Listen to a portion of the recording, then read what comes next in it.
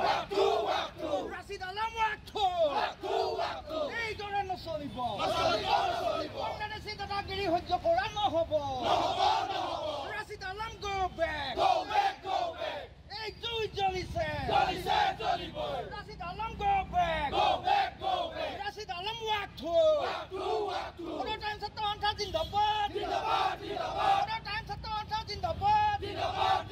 অসমীয়া সংবাদ Rashid Alam Rashid Alam go back Rashid Alam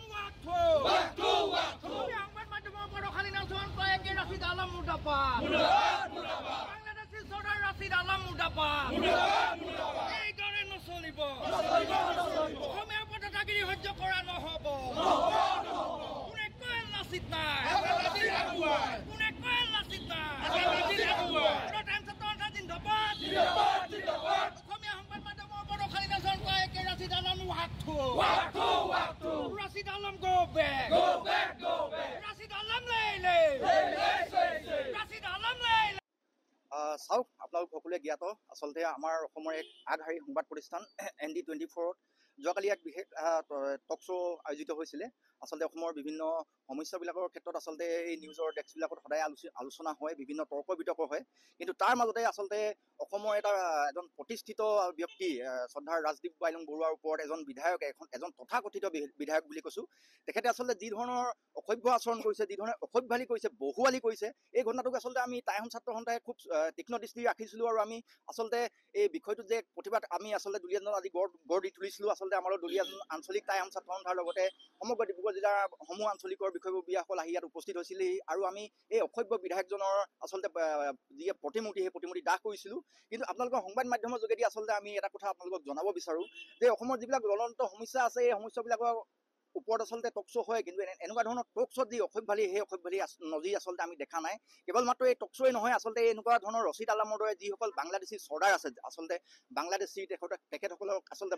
Bangladeshi অবৈধ বাংলাদেশী যি ভোট বেংক তেখেতসকলক প্ৰয়োজন আৰু তেখেতসকলে নিজকে সেই বাংলাদেশী চৰ্দাৰ বুলি ভাবে গতিকে এই প্ৰতিবাদৰ জৰিয়তে আমি কেৱল Rashid Alam নহয় তেখেতৰ নিচিনা আৰু বহুকেইজন চৰ্দাৰ আমি ইতিমধ্যে দেখিবলৈ পাইছোঁ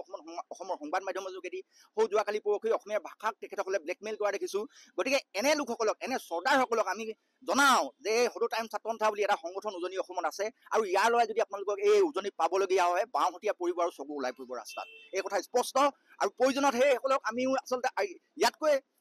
প্ৰত্যাহ্বান জনাবলৈ সাজু আছোঁ যদিহে তেখেতসকলে নিজৰ শালীনতা বজাই নাৰাখে যদিহে তেখেতসকলে অসমত শান্তিপূৰ্ণভাৱে থাকিবলৈ নিবিচাৰে আৰু অসমীয়াৰ ওপৰত তেখেতসকলে যদি দাদাগিৰি কৰে তেন্তে অনাগত দিনত কিন্তু তেখেতসকলক হালোৱা চাৰি আচলতে কোবাই পিঠিত ছাল ছিঙি দিয়া হ'ব এই কথা স্পষ্টকৈ আপোনালোকৰ যোগেদি আমি সদৌ টাইম ছাত্ৰ সন্থাই জনাইছোঁ আৰু ভৱিষ্যতে এনে অশালীন মন্তব্য এনে অসভ্য ব্যৱহাৰৰ পৰা আঁতৰি থাকিবলৈ আমি আপোনালোকৰ সংবাদ মাধ্যমৰ যোগেদি প্ৰথমবাৰৰ বাবে তেখেতসকলক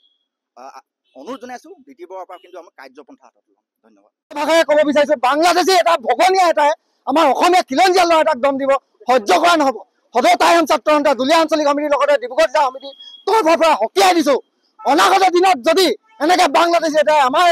খিলঞ্জীয়া ল'ৰাক যদি ধমকি দিবলৈ হয় দাদাগিৰি দেখাবলৈ হয় বেয়া শব্দ ব্যৱহাৰ কৰিবলৈ হয় হেং দাঙেৰে ডিঙি চিঙি